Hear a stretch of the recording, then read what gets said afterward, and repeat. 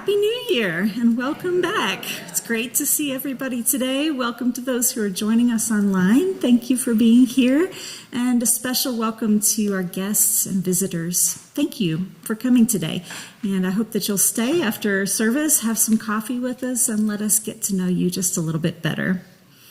Just a couple of brief announcements as we begin. First, tomorrow at noon, we invite you to join progressive clergy from around the valley, as well as lay folks from their congregation at the Federal Building downtown, where we have First Things Mondays. It's a monthly protest, witness, opportunity to pray, and lots of different people from different faiths come to that. Tomorrow, there's going to be a special focus on child care funding, which is being withheld in all 50 states. And it's going to make the child care situation even harder for parents. So we invite you, if you've got a lunch break, come down at noon and join us on the plaza there. Then tomorrow night at 6 o'clock is our community dinner night. You're all invited to come to our potluck dinner at 6 o'clock. Please bring a dish if you're able, a dish that you can share with other folks. And then our gatherings begin at 6:45. You can come and craft on the small group theme with me if you want to, play bingo with Amanda. You could write letters to help save the Great Salt Lake with our social justice team, or learn how to make sauerkraut, right? Participate in a book group. We also have childcare and kids activities, so it's a lot of fun. Please come. And finally, we will be taking down the Christmas tree this week. Get a last look. And if you have an ornament on the tree, now is your chance to take it home with you. So don't forget after the service today. And now, with the announcements behind us, we'll light our chalice to begin our worship service. I'd like to invite Coralee Brown to come forward, and she's going to light the chalice.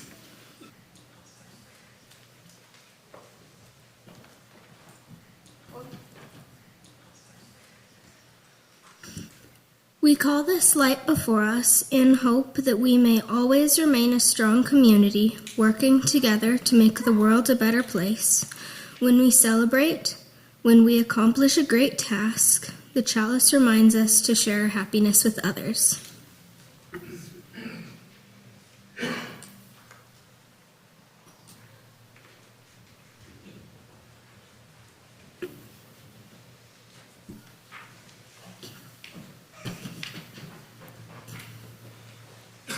Today's worship service has highs and lows, joys and sorrows, just like life.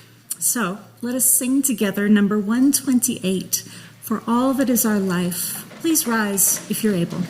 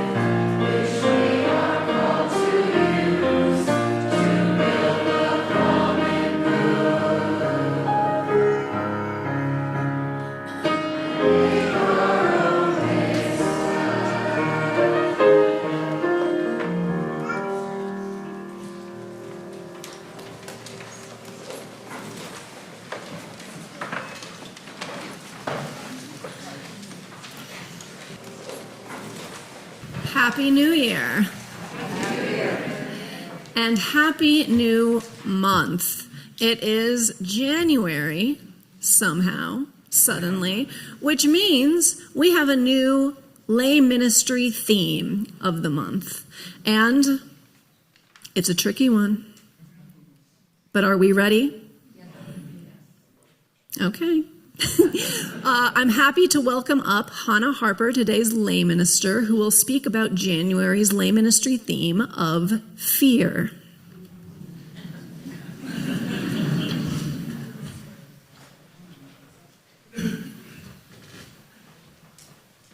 Good morning. Okay, well, my brother loves a good scare. And one afternoon he proved that all it takes is a silent house and a single low piano note. Years ago, he drove down with his family from Utah to California to visit my parents. They arrived early, no one was home, so they decided to play a little joke. Instead of announcing themselves, everyone hid my brother in by the piano and the rest in the laundry room. When my mom eventually walked in, thinking she was alone, my brother hit a very low E on the piano and just held it. She let out a sound that only raw fear could make. She wanted to run, but didn't know where to go, so she just froze. Then everyone jumped out laughing. Luckily, her heart was strong. Kids, don't try that at home. We've probably all had moments like this when fear overtakes us before our thinking brain has time to catch up. Adrenaline surges, cortisol surges, our breath quickens, digestion slows, and our capacity for reason plummets. This is the nervous system preparing for fight, flight, or freeze. Fear isn't good or bad. It's ancient and it's human. But when it hijacks our nervous system, we lose our ability to stay grounded and to make wise choices. That's acute fear. But what about the chronic, slow drip, future-oriented kind of fear? The kind that hums quietly in the background of our modern lives. This slow drip form of fear is also known as anxiety, and it's becoming one of the dominant spiritual struggles of our day. If fear is one low piano note that startles us, anxiety is a high note that's played incessantly long after the danger has passed. I've experienced anxiety myself, especially during pregnancy and postpartum. At times, it made social settings feel overwhelming for me. And even now, my body tends to speak first. Tight shoulders, shallow breath, a knotted stomach. Much of this anxiety is being spoon-fed to us. On screens, it's packaged and sold for our attention, for behavior change, and of course, for profit. I fall for this too. A few weeks ago, I was scrolling on my phone. I came across a great stretch for tight muscles, and then 5 more. And then there was a great deal on children's clothing, which we kind of needed, and a new daily meditation that I knew I needed to do. I was feeling great just cataloging all these practical things, but I wasn't done.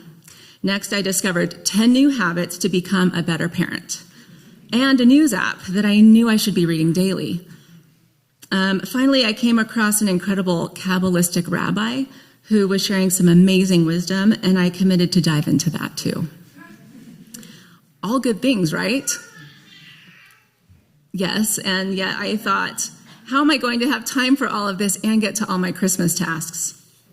It all started to pile up, and I began to feel immobilized.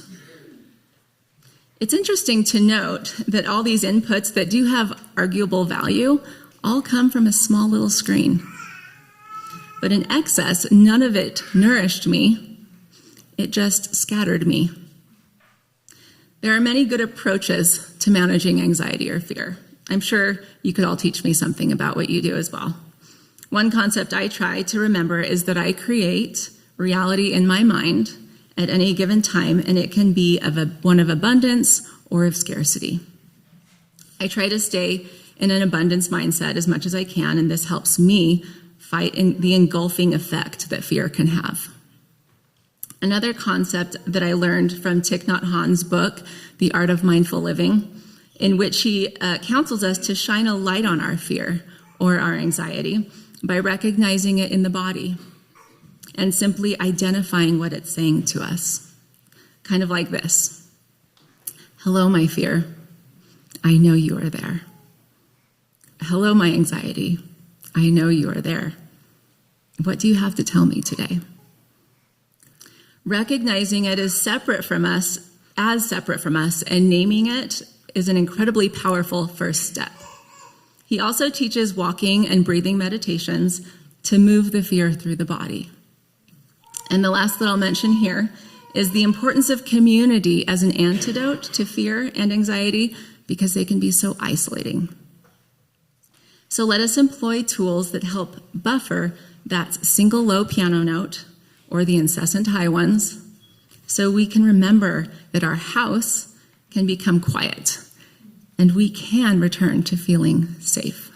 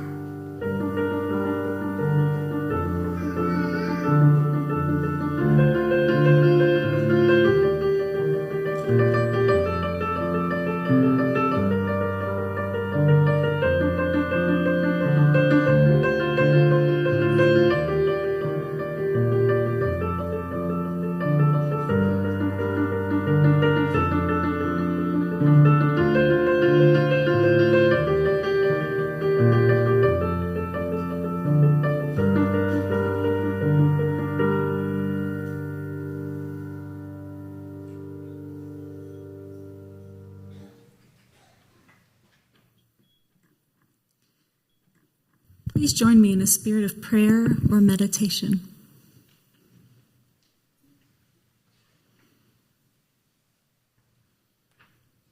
We come before a vacant altar once again with our prayer for peace that feels equally empty. It's not a complex or politically savvy prayer, but it's the only prayer that makes sense sometimes. Lament, the wailing prayer of the brokenhearted to a God they're pretty sure stopped listening a long time ago.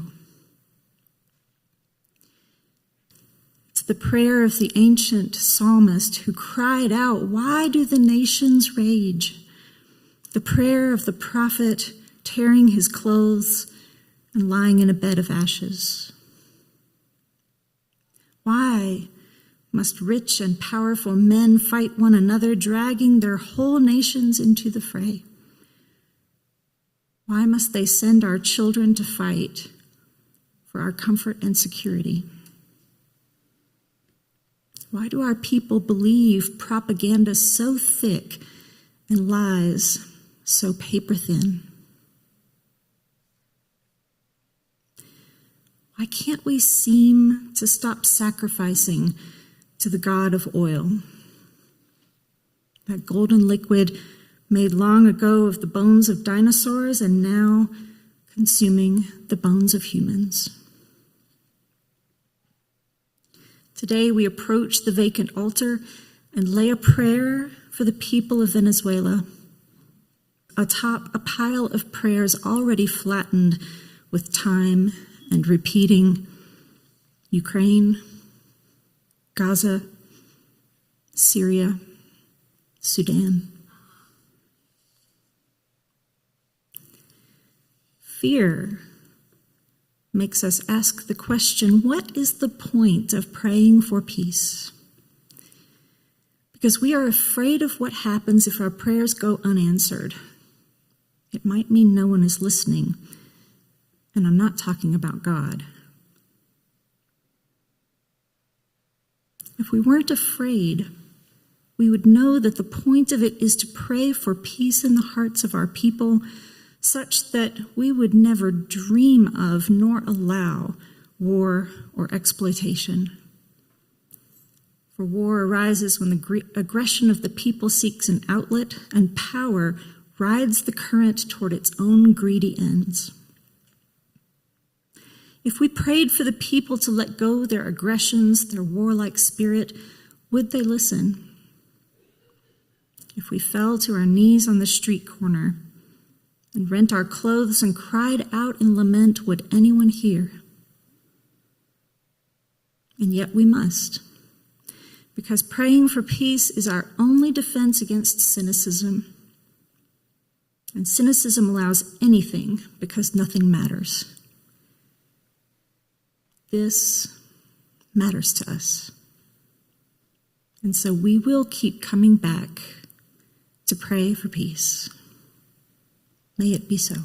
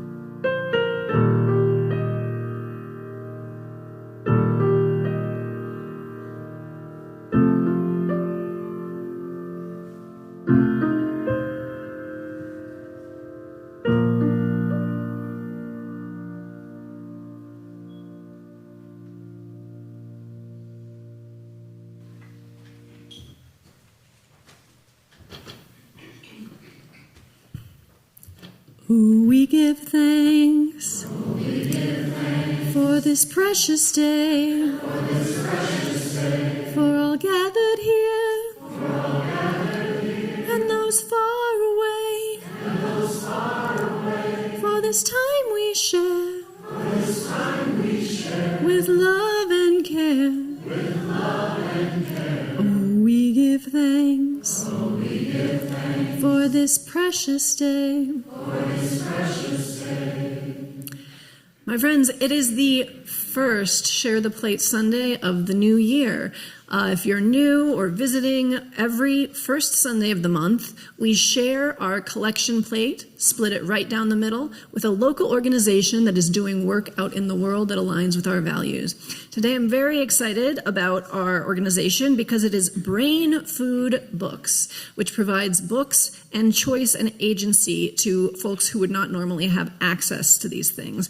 And here to tell you way more about it is Calvin Crosby.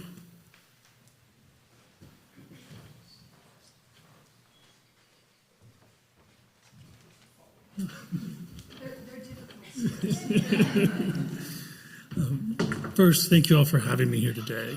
I want us to take a deep breath, and while we're taking the deep breath, I want you to think about a book that maybe changed the direction of your life. Maybe it sparked curiosity. Maybe it offered knowledge. Maybe it encouraged empathy. But somehow changed your life. And that is what we offer to our under-recognized neighbors in the community here. And actually, we're widening our reach to Southern Utah. We offer them the chance to not only have access to books when they don't have normal access, but choice. And for those of you who don't know, I'm one of the owners of the King's English Bookshop. So we take that same experience that you get when you come into the bookstore, and we take it out into the community so that the community is represented and they get the same dignity and the same respect that you all get when you come to the store. So In 3 years, we have given out 65,000 books. In October, we expanded to include the grown-up population, and our goal is for this year to hit 100,000 books. So the offerings today will help us reach that goal. Again, thank you for having me here today.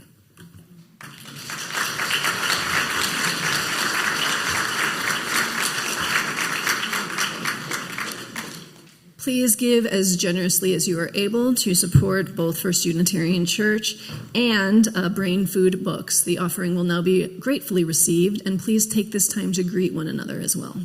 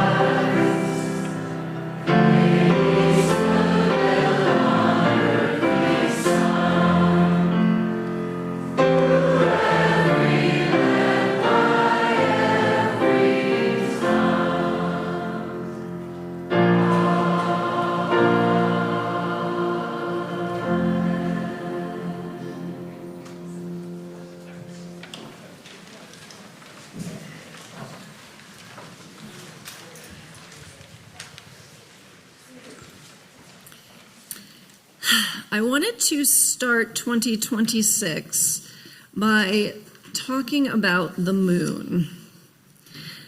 For one thing, in our hemisphere, midwinter is the darkest time of the year, when we are watched over by the moon more than the sun. And our lay minister theme this month is fear, which is one of the many complex meanings of the moon tarot card. In the classic Pamela Coleman Smith artwork, the moon card depicts an ominous moon lurking over an unsettling night, while a dog and a wolf howl up at it. In the tarot, the moon often represents the point in the journey when you are the most uncertain, when you have almost nothing to go on, when you're stumbling in the dark. You are most vulnerable to anxiety and illusions. Growing up, my family spoke of the moon probably more than is normal. Many of our walls displayed moon artwork and diagrams, and this was not a spiritual thing. At least my family would have denied it. It was because in the 60s, my paternal grandfather worked for NASA during the space or the moon program or whatever, including Apollo 11, the first successful mission to the moon.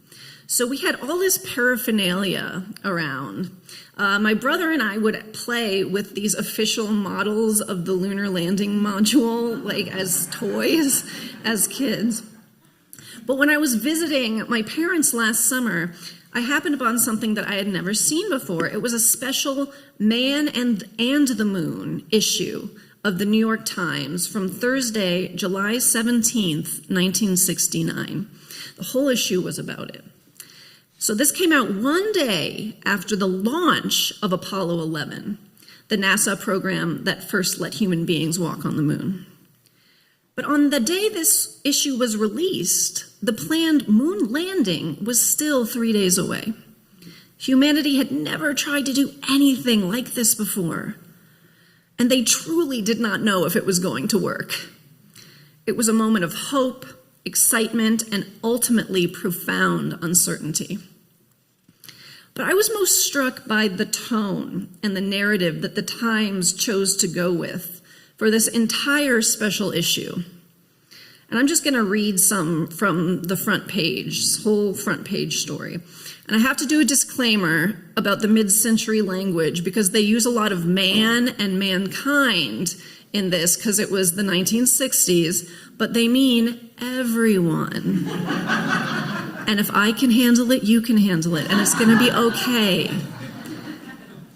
It starts like this. 3 men, 2 of them military and 1 a civilian, and all honed by the sum of mankind's technical knowledge, are traveling today through the blackness of space to the moon, 250,000 miles away.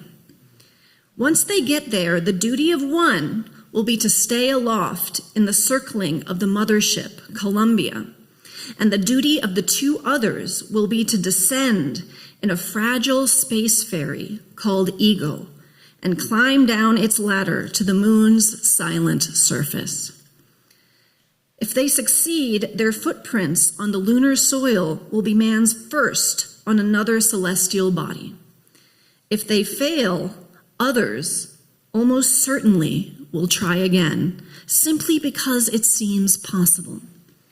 Throughout history, man has always attempted to achieve and extend the possible. Even if the mission is entirely successful, it will raise more questions than it will answer immediately. What does a landing on the moon mean for man on Earth? Will it be a major turning point in the development of his creativity and evolution, or simply the extension of this destructiveness deeper in the solar system? Will it be recorded as a great new era, or only as an expensive diversion from earthly reality? It may be decades, perhaps centuries, before the full answers will be known.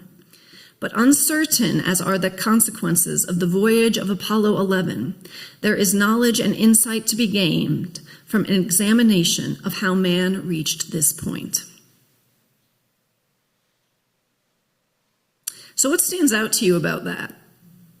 Poetic. It is poetic, right, for the times? What's poetic about it? What else? Uncertainty and bravery. Uncertainty, bravery, definitely. Curiosity and what's possible. Fear. Fear, curiosity.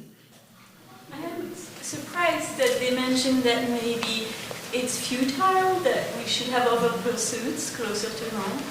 They said maybe, yeah. I really like how it is like reflective like that. You know, I wasn't expecting that. For them to be like, should we even be doing this? But we're doing it. Too late to turn around now. Anything else? They refer to the fact that whatever we do, we start screwing up something. Not even with all this goodness and hope, there's just the, oh yeah, there we are again. Yeah, it says, I was really surprised about the part where, are we, is this going to be a new beginning of creativity, or are we just going to do the same old bad stuff, just farther out in space? I don't know. I was impressed by how self-reflective it is. To me, reading this in 2026, what stood out the most to me was the deep theme of unity. Because even as the writers wonder about whether this milestone will lead to good or bad, it's framed as an endeavor that brings us all together, not that separates us. And I mean all of us, humanity, not just Americans. And this is significant, I think, because this was part of the space race, right? Which, if you don't know, was like this race between the Soviet Union and the United States to get to the moon first. And this was part of the Cold War, and it was this huge thing. And they could have talked about that, but they don't talk about that at all in this issue of the New York Times. They very deliberately try to frame it as something that draws all of humanity together. I don't know if the Youngs know this one, but do you remember the Neil Armstrong's famous line, just as he sets foot on the moon for the first time in history? Any young person here, any young person know it? Like under 30? Phil, put your hand out. What, do you know it? Do you know it? Yeah, either of you. What is it? I don't actually remember, but I do. But I believe you. I believe that you know it.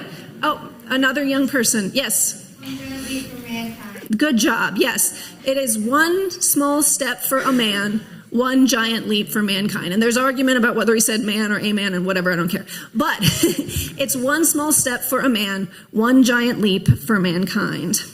So poetic, right? Today he would have tweeted something. X'd something. But this line was actually totally scripted. They planned for him to say this. I'm not disappointed by this at all. I'm not sure why you are. But because the astronauts and NASA knew that the world would be watching this moment and that his words would carry weight. And so they intentionally planned to make it a message to unite all of humankind. And this step was not just Armstrong's. It belonged to all of us, even all humans who came before, who built the foundations of knowledge and infrastructure that allowed this feat to be achieved. And this is an often retold and probably apocryphal story, but it aligns. It involves John F. Kennedy visiting NASA in 1962, so about 7 years before the first moon landing. He started chatting with a janitor working a shift, and the president asked what the worker was doing. The janitor replied, "I'm helping put a man on the moon." And I think, dang, I could really use some of that sense of shared purpose and destiny these days. Perhaps you could too. Do you hear anything like that these days? Coming from anyone? I feel like maybe 15, 20 years ago, back when Google wasn't evil, they kind of talked like that. But now they're evil, so that kind of went out the window. And the AI accelerationists don't count because most of them think they're going to transcend humanity. So they're like, we're doing this for humanity, but they're like, but we're going to transcend it. They're not, but it's fine. Now, I'm not trying to overly glorify a time in American history that is often overly glorified. Yes, there was much about the middle of the 20th century that I think we have improved upon significantly. To take just one example, my family could not exist in the same way in 1969. So I will take that as a win for the now. But, and this is still a touchy subject in some progressive spaces, so let me just ask, how are we here doing on the concept of existing in a world where there can be both good and bad aspects of a single thing? Difficult. But I believe in us. I believe that we can do it. Because when I read about the moon landing and see how intentionally they crafted the narrative to be one of shared humanity, one of shared progress and shared destiny, I can't help but feel just a little nostalgic for a time I wasn't even around for. Contrast that, for instance, to Elon Musk and his absurd Mars plan, which is explicitly framed as a Hail Mary escape hatch for the 0.00001%, a sort of off-world bunker for 30 of the richest, worst people on Earth, so they can leave the rest of us rubes behind to burn on the planet they themselves set fire to. Now, I don't think any of this is going to happen, but that's the story that they tell, and it's traveled far, which tells us something about where we are. So if we bring this back to how we approach fear, I find that the contrast is sharp. Musk happens to be, last I checked, the richest human alive, or at least close to it. He's a technocratic version of a king, or actually I think an emperor. And when he looks at the constant uncertainty of this world that we inhabit, and this uncertainty is not new, though we do like to pretend that we are special, and it is, this emperor, this king, realizes precisely what a king of old would have had a wise advisor to tell him. All his riches and power won't save him from death. But apparently his ketamine dealers aren't quite so wise, because when Musk faces that all too human fear, his instinct is to innovate himself out of it. Keyword himself. And maybe some of his harem, I don't know, if he's not ghosting some of his baby mamas, maybe he'll bring them along when the shuttle takes off. I don't know, allegedly. But even though his plan isn't remotely possible, its narratives reach. The reach of its narrative shows how far from trust, how far from a collective view of humanity we are in our current moment. The world is falling apart. I'm going to try to save myself. How many of us have felt something like that in the past few years? How many have heard someone they love say something like that? Central to this mindset is a lack of trust, a void of the feeling that we are all in this together. So back to the astronauts of Apollo 11. Just think of how scary this must have been. I mean, they thought it would have been possible for them to land and walk on the moon, but they didn't know.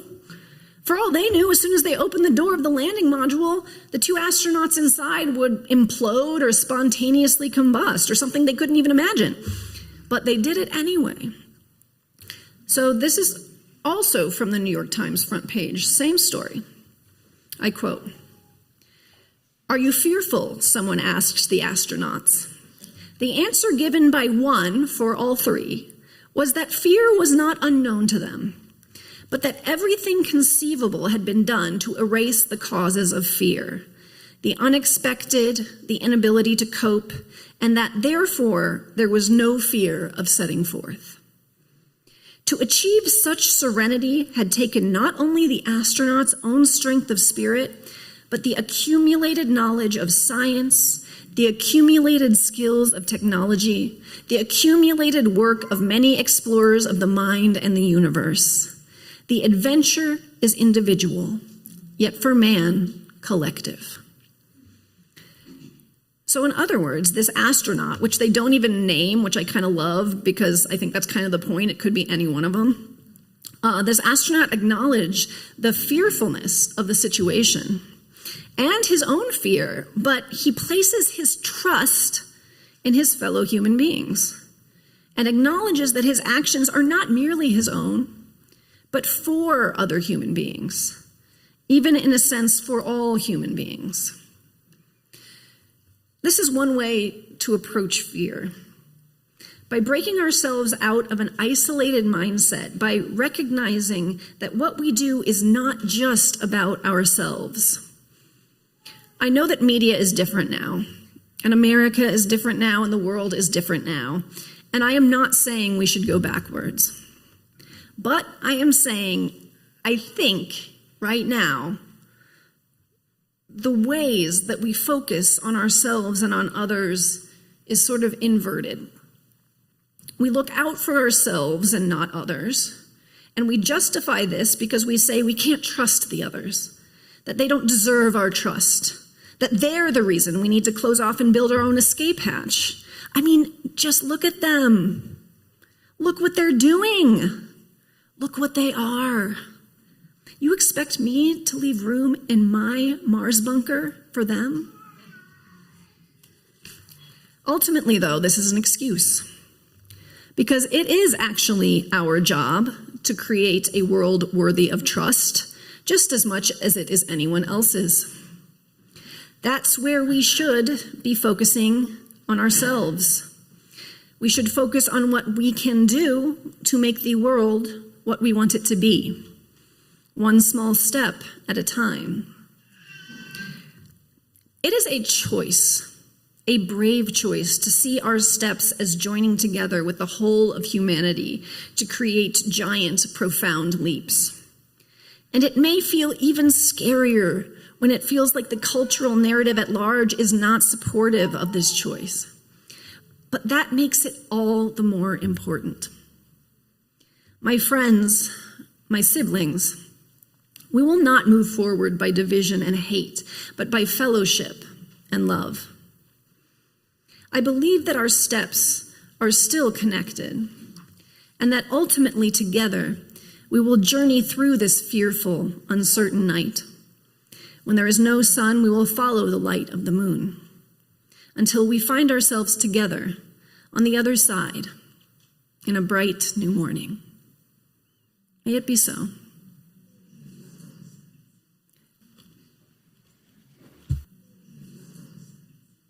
So when humanity set foot onto the moon, it was not one person. It was thousands of hearts and minds and hands that all came together to do this one great big thing. And like all things, we take these greatest leaps not alone, but as a collective. So this morning, you're invited to take your moon boot that you'll find in your pew. I got mine in my pocket because my dress has pockets. So take your moon boot.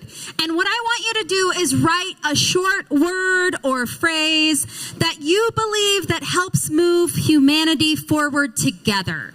So it could be something that we practice. It could be curiosity or courage, compassion. It could be something we protect, like dignity or trust. It could be something we remember.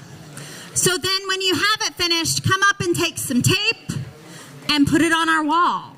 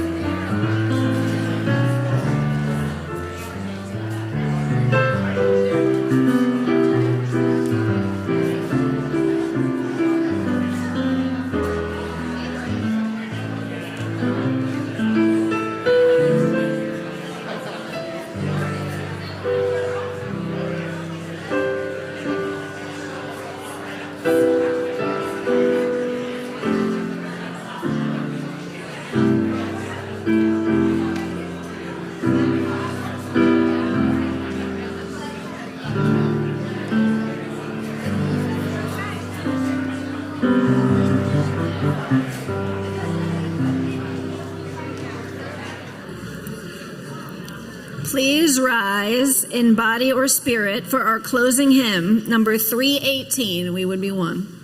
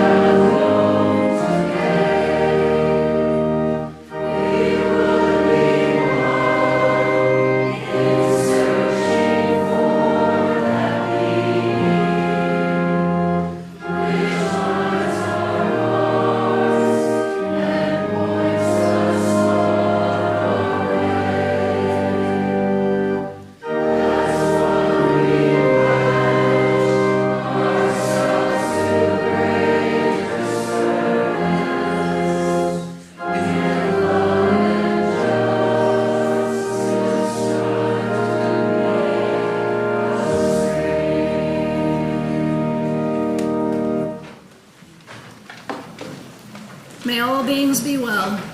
May all beings be content. May our actions be bonded to our deepest values. May we treat others as we would be treated. May we move through each day with compassion toward ourselves, our friends, and our enemies. May each breath bring us closer to our truest selves and to those we love. Amen.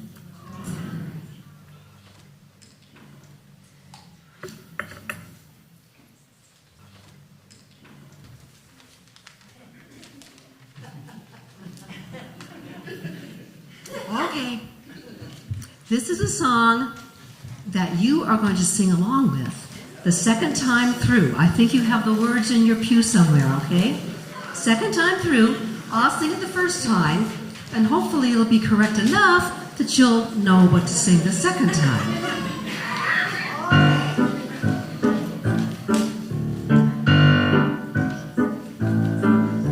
Hello, everybody. I have come to take you back with me to the land of liberty. Here on earth we think we might be free, and from here it's not so far to see the gates of paradise. Come with me to the skies. Come to the moon. Come to the moon. I'll take you up to Spoonland. There every trouble vanish like bubbles. Each silver star has its own solar motor car. Brand is so high. Come to the sky. I can't get back too soon. Life there is sweet, happiness complete. So climb with me up to the moon. Now it's your turn. Okay, you got it? To the moon. Come to the moon. I'll lead you up to Spoonland. Their earthly troubles vanish like bubbles. Each twinkling star has its own motor car. Rent is so high. Come to the sky. I can't get back too soon. Life there is sweet, happiness complete. So climb with me up to the moon. Good job. Come to the moon. That rent is so high line is. When was that written? 1919. 1919. Roaring 20s, everybody. My friends, thank you so much for spending this Sunday morning with us. Happy New Year. I hope to see you out there in coffee hour. Go in peace.